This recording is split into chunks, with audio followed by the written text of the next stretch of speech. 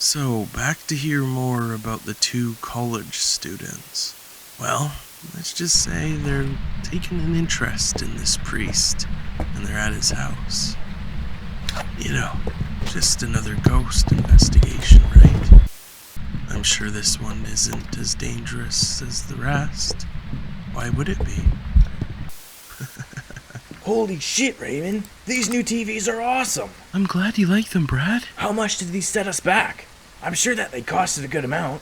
Well, actually, the money we got from the insurance and the Jones house paid them off. Well, I'm glad we have them. You can really see what's going on now. The map is so clear, and the new sensors are way easier to read. Yeah, hopefully it can keep us in check a bit better. A short pause occurs between the two friends. Raymond had a begging question clawing at the walls of his mind. It was the elephant in the room, and it was finally time to poach it. You all good this time, Brad? Yeah, I'm all good this time, Ray. No more sauce for me. Okay, buddy. Good. Let's get out there then.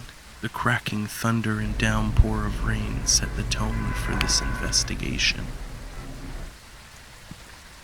What's the deal with all these Easter eggs around here? I seen some on the way in. Some of them even look like they have bites out of them. I actually did some research about this place on the way here. Apparently the priest used to run Easter egg hunts for the kids from the church here. The last one I could find on record was from 4 years ago, though. That's a little weird, Brad. Yeah, Ray. I know it is. Exploring the house, washes of memories came back. It had that familiar smell like the first farmhouse they investigated. It was damp and very moldy smelling. That pungent smell of wet wood and fresh mushrooms. Raymond wondered how long the priest had been living here. Hey, Brad, did you read anything about how long the priest was living here? It looks like he hadn't been here for a long time. I'm not sure, Raymond. The last reported activity was that last Easter egg hunt. After that, it's like this place just sat empty. Yeah, I just find it a little odd.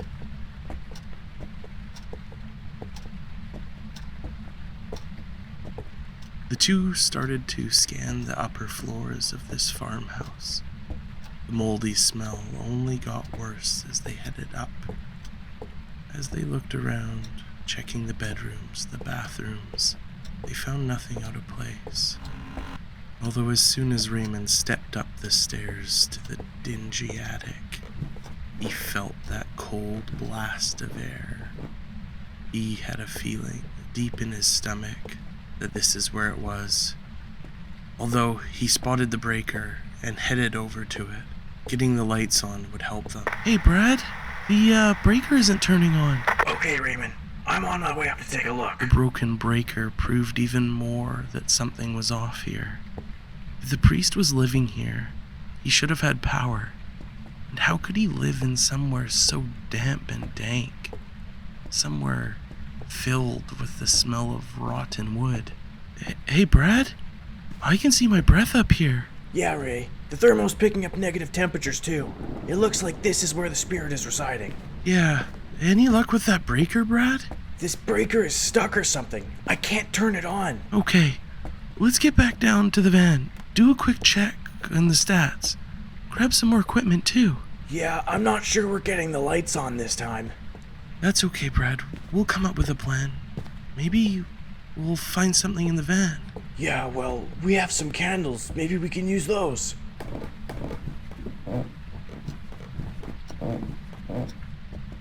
The two were back outside.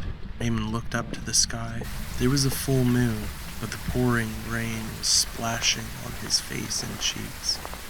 He closed his eyes and felt relief as the raindrops splashed upon him. As he opened them again, he realized where he was in this dark Well, night. at least the house isn't flooded, Raymond. Yeah, Brad. Yeah.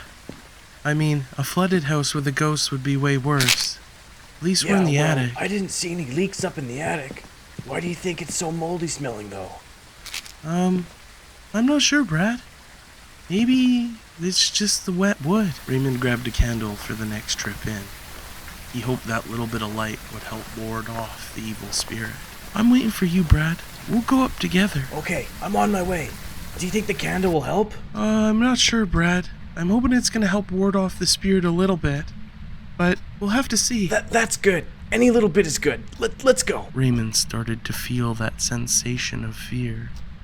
Without the house lights and only a lowly candle keeping them safe, he could feel the stalking gaze of fear on the lamb that was his beating heart. To make things worse, Raymond discovered something unusual.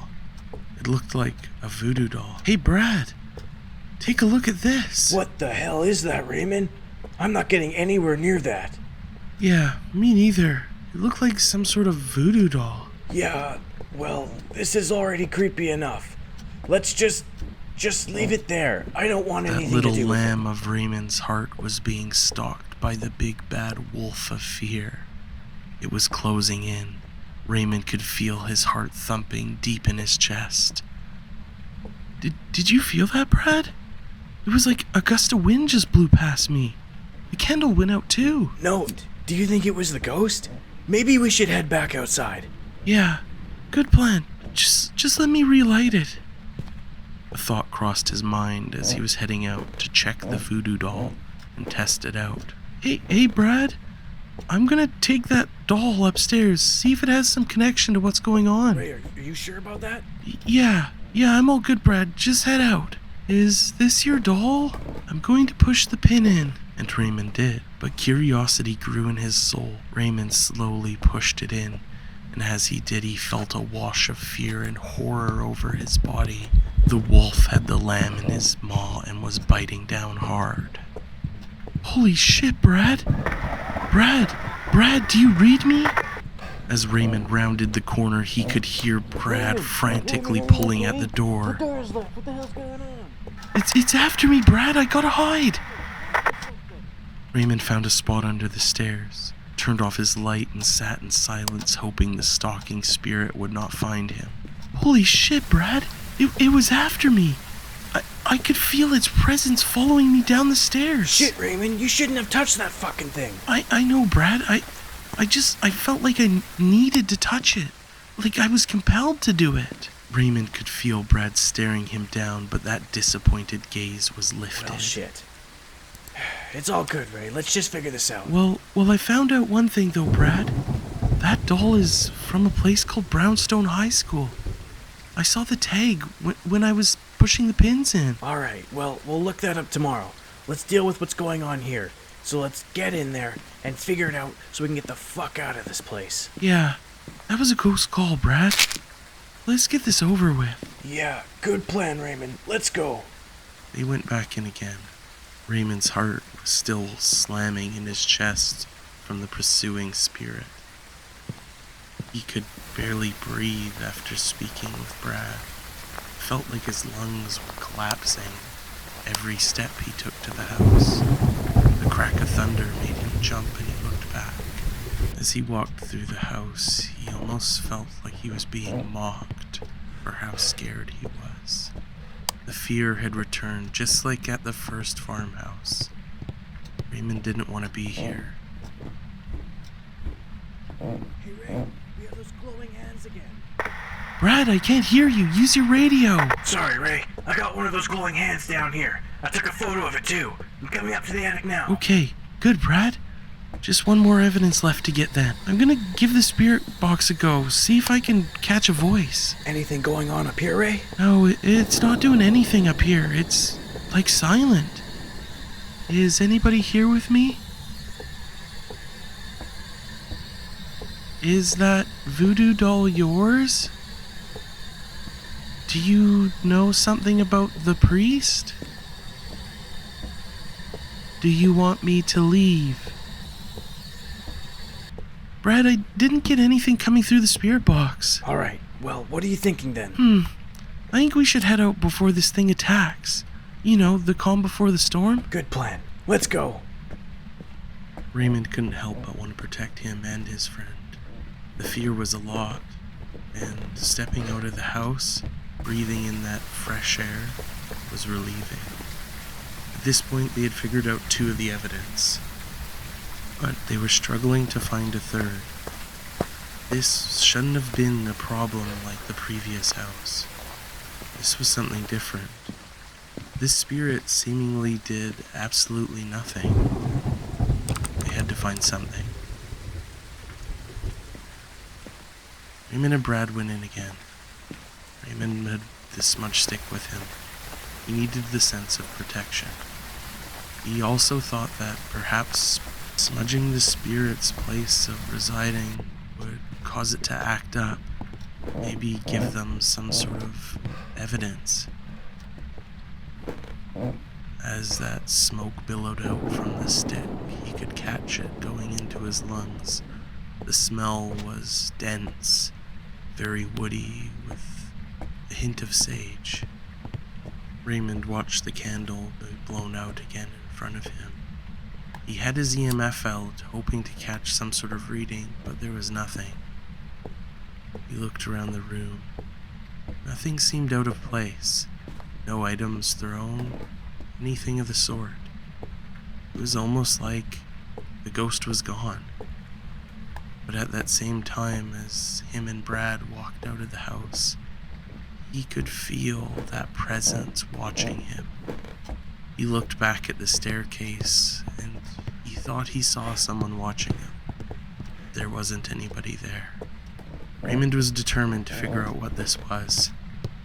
Even though Brad wanted to leave, and Raymond's gut was telling him to do so as well, he pushed it away. Raymond hoped this smudge stick would protect him. He was essentially on a suicide mission.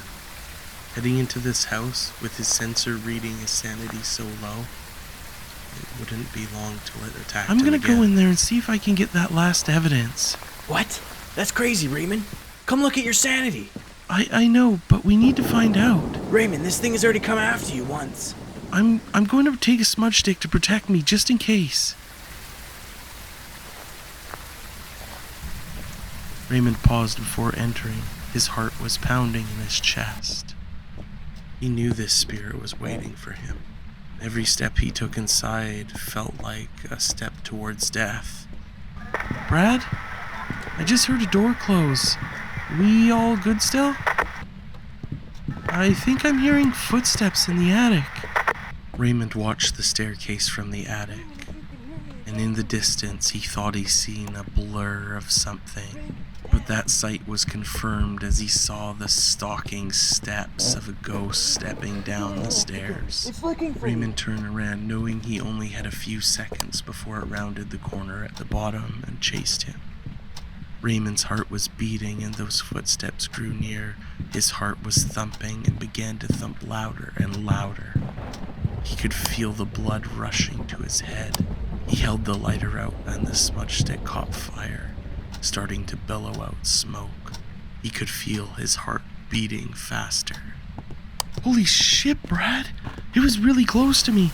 I could feel it there. I had to use the smudge stick. Wait, Brad, where the hell are you? I ran around back. I was trying the back door. Well, let's get the hell out of here. Yeah, good call, Ray. You all good? Yeah, I'm all good, Brad. Just a little, on edge. Yeah, well, at least this is all over and we don't have to come back here. I don't know, Brad. I think whatever is here is just the start of this. But let's not worry about that now. Let's get this van closed up, Brad, and get the hell out of here. Okay, yeah, I'll get the van closed up. What's the next plan? But I think we should check out that high school. The high school from the voodoo doll? doll? Brad, let's figure out where that is. I think it's gonna be the next step. Okay, well, we'll do some research about it and go from there. Yeah, sounds good, Brad. Well. Seems like Raymond is a little shook after this one. I would have been too if I was chased by an angry spirit. Maybe they'll have better luck at the high school. Well, that's what you hope, right? Hey, thanks for coming to watch the Phasmophobia story series. Don't forget to leave us a like and subscribe to the channel. We got a whole bunch of stories on there, so check them out. More importantly than anything, thank you for watching, and we'll see you next time.